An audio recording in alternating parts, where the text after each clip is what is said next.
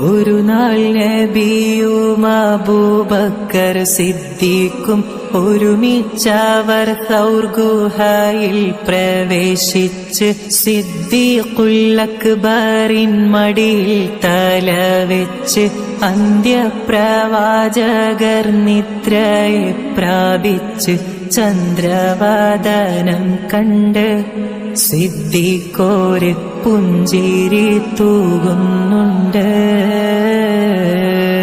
പുഞ്ചിരി തൂകുന്നു, ചുറ്റിലും നോക്കുന്നു, ഓതും പഴുതുമടയ്ക്കുന്നു.